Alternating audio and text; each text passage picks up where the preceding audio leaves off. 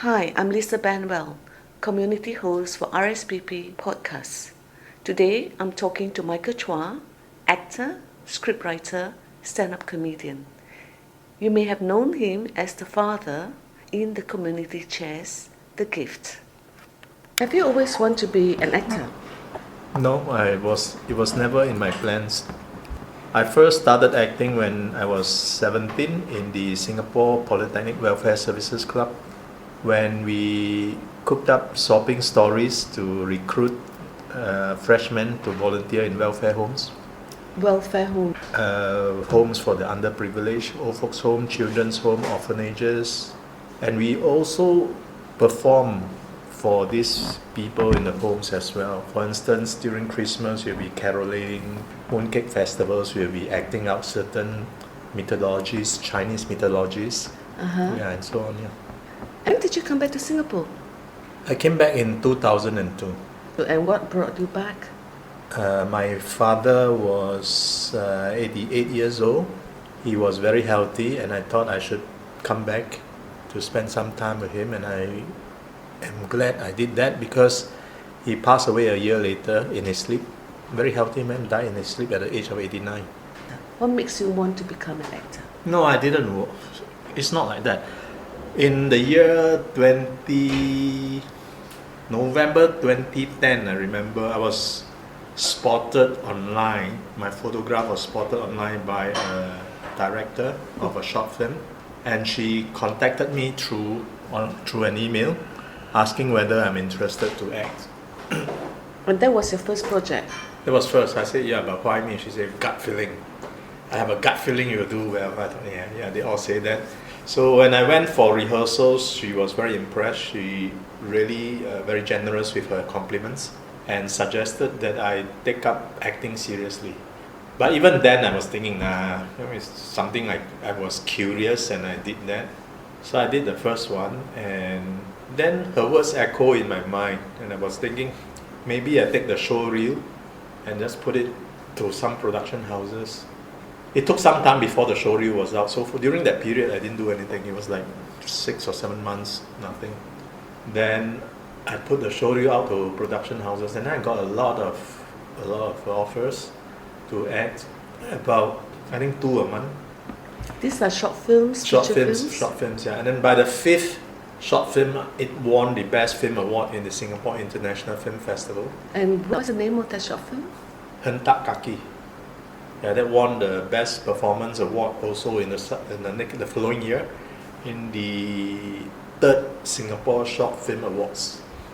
And you acted as the famous sergeant? Yeah, the sergeant major, yeah, the frustrated sergeant major.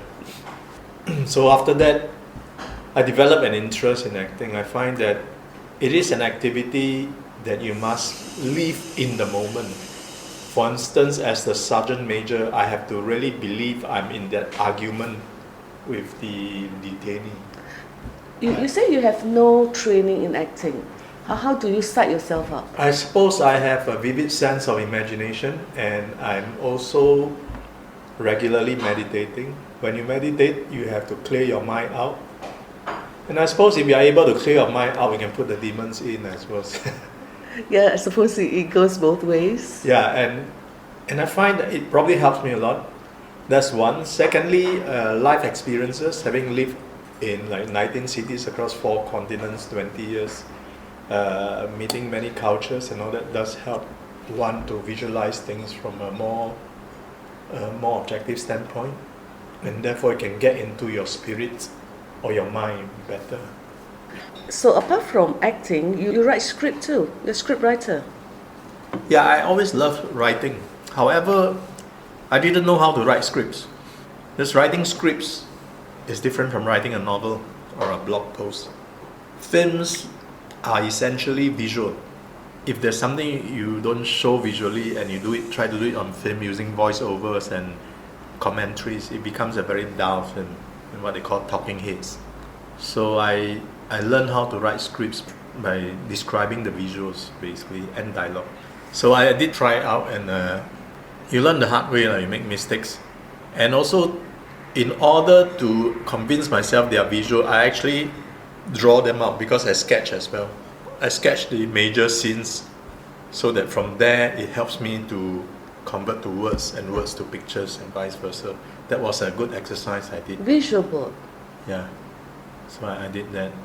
And You mean you did the script for the Sergeant Major? No, I didn't do that one. The Sergeant Major one, I, together with the director and the co-actor, we scripted the dialogue, because the director was very young and he's a Paranakan, he can't speak Hokkien, so that wouldn't be very realistic army script if without Hokkien words in it. Sure. And he's probably not very good with his Singlish too. So we added Singlish and military lingo and Hokkien words in it to make it realistic. And actually the co-actor, Richard, he's Indian but he knows more Hokkien than the director who is Chinese. I actually saw that. I thought you were brilliant in it. Oh, thank you. So you're doing acting, script writing, and then I know that recently you took up stand-up comedy. Yes. Why? Why comedy? Given a face like mine that looks like a Sergeant Major, it's a very rare chance that I will get to act in a comedy. And in one of my productions, or one of the Vasantam or Tamil TV productions, they got me to act in their comedy as the nominal Chinese hanging around an Indian neighborhood. And that was a very funny skit. And in one of the scenes, it was a funny scene where we were bantering, both of us, two actors bantering away, two characters bantering away. And when we finished and the director said cut, we continued to banter, improvising our own jokes. And the director kind of liked it. They say, oh wow, good, I think I'll include that. Can you do it in the next take? So I'll include that in the next take. So I thought that was so rewarding because we were just bantering away, having fun, and it was recognized by the director, it was put into the film. And after the shoot, I actually felt more happy than when I started. So if it's something that I become happier after, I think it's worth doing it. But I don't get many comedy characters because I just don't look funny. So I decided to do stand-up comedy because on open mic nights, anybody can just go up there and perform. And of course the fear is there because stand-up comedy is very tough. You actually got to stand up there and hopefully people laugh at your jokes. Sure, it's very now. Yeah, and then I was thinking there's never a ready time, right? If you're afraid, you'll never go there. You want to be ready, 100% ready, 200% ready, then you perform. Then too, you cannot guarantee that the people will laugh at your jokes. So I decided to take the plunge. Very quickly, I wrote the script and then I just went for it. How long have you been doing this? Not very long, I think only 3 months ago. And it's very rewarding? It is very rewarding, but it's against another new thing and it's very stressful for me. For instance, before the gig, I'm very nervous because you're thinking how I'm going to perform in such a way that it entertains and make people laugh. And then 10 minutes or 15 minutes just pass so fast because you're having fun. And then after that, you're thinking, oh, I should have done this better, that better. How about if I change that joke next time and the audience laugh at this, laugh at that. Maybe they'll laugh at something else. And you keep going through this cycle of thinking until you go to bed and you can't sleep. The adrenaline is so strong because the reward of your audience laughing is just immense. I mean, it's just something that keeps you awake at night. Adrenaline rush. Yeah. And then you came back to Singapore, Yeah. and you took up acting at the age of 50. 50. Yeah. It's quite something to do something like that at the age of 50. That's one way of looking at it, but I don't look at my life like that. I think in my mind, it's just getting on with life. I do not think of myself as 50 or 55. I'm 55 this year. So I do not think of myself as, now you're 55, you shouldn't do what a 55-year-old person should not do. I don't think of it that way. I would be thinking of, what do I like to do? I like to make black garlic, so I go off to try and make black garlic. Apart from black garlic, you make fruit wine too? Yeah, I make fruit wine too, yeah. That's another thing which struck my curiosity, and it became a passion because you get to derive a taste for the product, the wine, And then you give it to friends, you enjoy together with friends, and you see that they are enjoying it. It brings a lot of joy. And I'm drinking a fabulous pear wine at the moment here. And so for you, age above 50 shouldn't stop anyone from trying anything new? I think we should not always think about age, or shouldn't think about age at all, because I think what you think will become real. I mean, if you think of age, right, then you think I'm old, and then normally they associate people who are old, they are slow and sick and slow and stupid or whatever. Yes. So you're actually preparing yourself to be that state. So I don't think of it like that. So it's never too old to do things that you like? No, never. Never too old. As long as I can. What would you see yourself in 2 years' time? In 2 years' time, I think I will probably break into the feature film more, as in the main cast. Currently, I'm a lead character in a feature film, directed by Cleopatra Wong, the staff of Cleopatra Wong, Marie Lee. So I think in 2 years' time, I'll probably have more opportunities to work for feature films and tell stories through those feature films. Would you want to produce your own feature film? Yes. I'm writing a script for a feature film now. I'm wondering whether I should direct it. Maybe not, because I'll be very tired. Yeah, and if I'm too tired, then it may not do justice to the script. If I have investments, then I would actually hire a good director to direct the whole thing.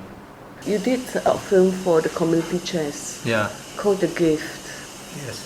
And in it says that we are rich because we give.